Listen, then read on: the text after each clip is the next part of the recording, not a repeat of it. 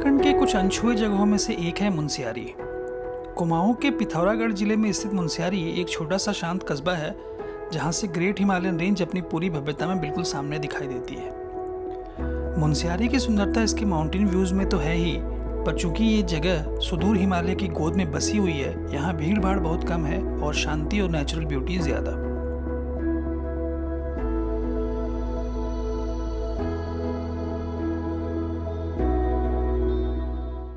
मैंने जितना हिमालय को एक्सप्लोर किया है उससे मुझे एक चीज़ समझ में आई है कि अगर आपको हिमालय की असली सुंदरता देखनी है तो आपको माउंटेन्स में डीपर जाना होगा। आप जितनी रिमोट और हार्ड टू रीच प्लेसेस जाएंगे आपको उतनी ही ज़्यादा खूबसूरती और शांति मिलेगी। वो कहते हैं ना कि the best views come after the hardest climbs. Munsiyari वैसी ही जगहों में से एक है। Of course this means that it is not easy to reach Munsiyari. So Ramnagar नदी को पार करने के बाद जो रास्ता है वो काफ़ी बैड शेप में है। शायद अभी अंडर कंस्ट्रक्शन ही, अभी नया ही बना है, तो काफ़ी ख़राब स्थिति में। ये देखिए आप,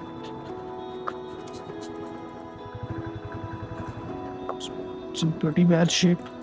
मुनस्यारी दिल्ली से करीब 600 किलोमीटर दूर उत्तराखंड के पिथौरागढ़ डिस्ट्रिक्ट में स्थित है। अगर आप दिल्ली एनसीआर से आ रहे हैं तो जो बेस्ट रूट है वो है नेशनल हाईवे 9 वाला रूट, यानी कि दिल्ली, मुरादाबाद, रामपुर, रुद्रपुर, टनकपुर, चंपावत, लोहाघाट, पिथौरागढ़ होते हुए मुनस्यारी। ये हाईवे भारत के सबसे खूबसूरत माउंटेन अप्रोच रोड्स में से एक है और रुद्रपुर के बाद आप जैसे जैसे तराई रीजन से गुजरते हुए माउंटेन्स में एंटर करते हैं तो इस रास्ते की खूबसूरती आपको अचंभित कर देती है। I would love to just get a chance to drive on this road again. So good morning guys, आप सभी का स्वागत है एक बार फिर से। सुबह के बजे 9 और मैं अभी निकल रहा हूँ कौसानी से मुनस्यारी के लिए। सो मुनस्यारी यहाँ से करीब करीब 160 किलोमीटर दूर है, करीब 6 घंटे की जर्नी है और शाम के करीब 4 बजे 5 बजे तक मैं पहुँच जाऊँगा आराम से। आज मैं थोड़ा आराम से सो भी गया था काफ़ी देर तक, क्योंकि मैं सोचा कि थोड़ा सा रेस्ट कर लेते हैं, क्योंकि आज कुछ करना भी नहीं है मुनस्यारी पहुंच करके, क्योंकि अब शाम को अगर पहुंचोगे तो क्या घूमोगे, तो सीधे मुनस्यारी जा कर के बस रेस्ट ही करना है। तो मैंने सोचा कि थोड़ा आराम से सो लेता हूं, फिर उठ करके चलूँगा आगे की तरफ। कौसानी का मेरा स्टे काफ़ी बढ़िया रहा, काफ़ी अच्छा लगा मुझे कौसानी। वैसे मैं लकी था क्योंकि जिस दिन मैं आया था उस दिन हिमालयाज़ के जो व्यूज़ थे वो स्पेक्टेकुलर थे। आज तो कुछ भी नहीं दिखाई दे रहा, आज पूरी तरह से धुंधलाई हुई है तो कुछ नहीं दिख रहा है। अगर मैं वही सोच रहा हूँ कि अगर आज के दिन आप आते हो तो आप बोलोगे कि कौसानी में कुछ नहीं दिखता, लेकिन भाई साहब कौसानी है बहुत खूबसूरत, बहुत पीसफुल है और बहुत ही खूबसूरत है। अगर आप शांत सी जगह ढूंढ रहे हो माउंटेन्स में तो ये आप कंसिडर कर सकते हो। ज़्यादा दूर भी नहीं है दिल्ली से, करीब 8 घंटे 9 घंटे की ड्राइव है।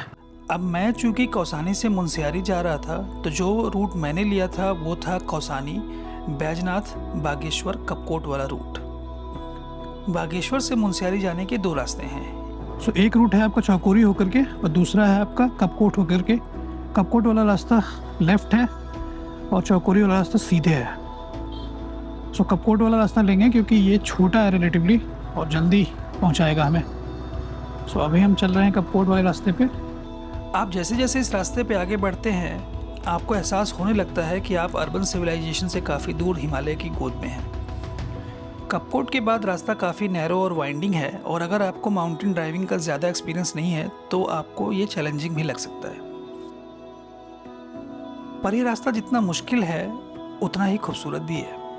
लास्ट के 25-30 किलोमीटर में काफ़ी ऑल्टीट्यूड गेन होता है, जिसका मतलब है कि रास्ता बहुत ही घुमावदार है, पर है उतना ही सीनिक, जिसकी वजह से सारी थकान गायब हो जाती है।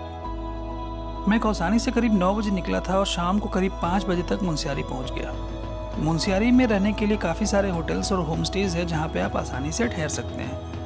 मैंने KMVN के गेस्ट हाउस में रुकने का फ़ैसला किया था क्योंकि KMVN या GMVN के गेस्ट हाउसेस यूजुअली ऐसी जगहों पे होते हैं जहाँ से नज़ारे सबसे सुंदर दिखाई देते हैं। सो गाइस, आप पता नहीं देख पा रहे कि नहीं देख पा रहे हो, बादलों के पीछे वो रही पांचा चूली, हल्की हल्की झलक दिखाई दे रही है। वाह, अगर कल मौसम क्लियर हुआ तो बहुत ही खूबसूरत नज़ारे दिखने वाले हैं। सो ये है रूम, अपना सामान पड़ा हुआ है, ये अपना बेड है, फ़ोन वगैरह भी है, दिस इज़ टीवी। बेसिक सा रूम है जैसा सरकारी होता है हमेशा। ये है बाथरूम, गीज़र वगैरह लगे हुए हैं। सबसे जो बेस्ट चीज़ होती है KMVN या GMVN के गेस्ट हाउसेस की, वो होता है इनका व्यू। सो ये है व्यू यहाँ से, और ये सामने अभी कुछ दिखाई नहीं दे रहा है, लेकिन जैसे ही बादल छटेंगे तो सामने पांचाचोली एकदम सामने दिखाई देती है। आप अभी पे हल्की हल्की झलक देख पा रहे होंगे। So this is the best thing about KMVN और GMVN गेस्ट हाउसेस। सो अभी फ़िलहाल रेस्ट करते हैं। अभी कॉफ़ी और पकौड़े मैंने मंगाए हैं। सो अभी कॉफ़ी और पकौड़े खाने के बाद अभी रेस्ट करेंगे आज। और कल प्लान है कि लोकल मुंशियारी वगैरह घूम करके परसों मैं खलिया टॉप जाऊंगा, तो स्टे ट्यून्ड।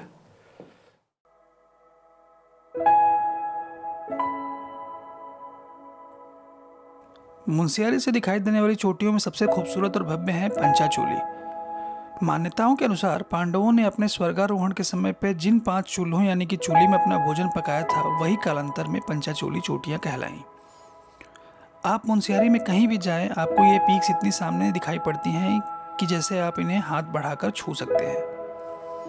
पांचाचूली के अलावा मुंशियारी से आपको नंदा देवी, नंदा कोट और राजरंभा जैसी चोटियां भी दिखाई पड़ती हैं। अब हम बात कर रहे हैं माउंटेन पीक्स की, तो बात करते हैं नंदा देवी की।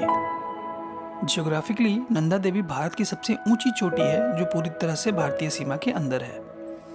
पर हिंदू धर्म की मान्यताओं के अनुसार नंदा देवी को हिमालय की पुत्री और भगवान शिव की अर्धांगिनी माना जाता है।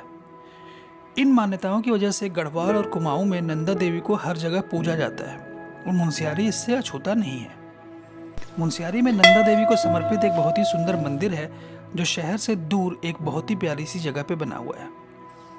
इस मंदिर के प्रांगण में एक अलग ही तरह की शांति और ऊर्जा महसूस होती है। ये मंदिर हिमालय की चोटियों को देखने के लिए भी बिल्कुल सही जगह है, अगर मौसम साफ हो तो। पर अनफॉर्चुनेटली मैं इतना लकी नहीं था उस दिन।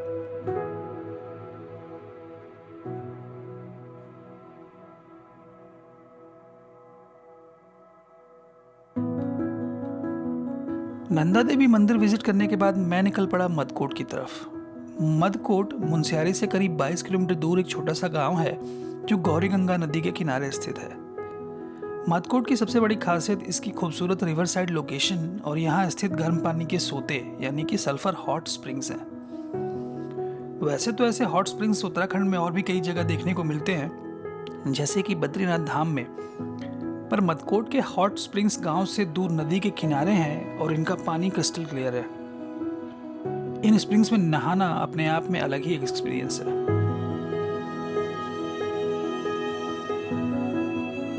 मदकोट से वापस आके मैंने विजिट किया मुंशियारी के ट्राइबल हेरिटेज म्यूजियम को। मुंशियारी की यूनिक जियोग्राफिकल लोकेशन की वजह से यहाँ के लोकल भोटिया जनजाति के लोगों का रहन सहन और कल्चर बिल्कुल ही अलग है, जिस पे भारत, नेपाल और तिब्बत तीनों देशों की संस्कृति का प्रभाव दिखता है। इस संस्कृति को दिखाने और प्रिजर्व करने का प्रयास किया है शेर सिंह पांगती जी ने इस म्यूजियम के माध्यम से।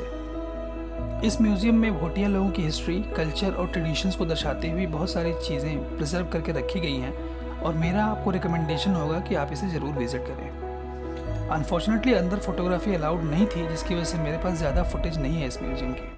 सो हाय गाइस, अभी हुए हैं शाम के 4:30 और मैं वापस आ गया हूँ गेस्ट हाउस, क्योंकि मौसम बहुत ख़राब हो गया है। सो अभी आपको आवाज़ सुनाई दे रही होगी, बिजली कड़क रही है और मूसलाधार बारिश हो रही है। Let me show you from the window. ये देखिए आप, मूसलाधार बारिश हो रही है और बिजली भी बहुत तेज़ कड़क रही है। वैसे आज का दिन मज़ेदार रहा। गाइस ये देखिए, भयंकर ओलावृष्टि, मतलब खतरनाक लेवल के ओले पड़ रहे हैं।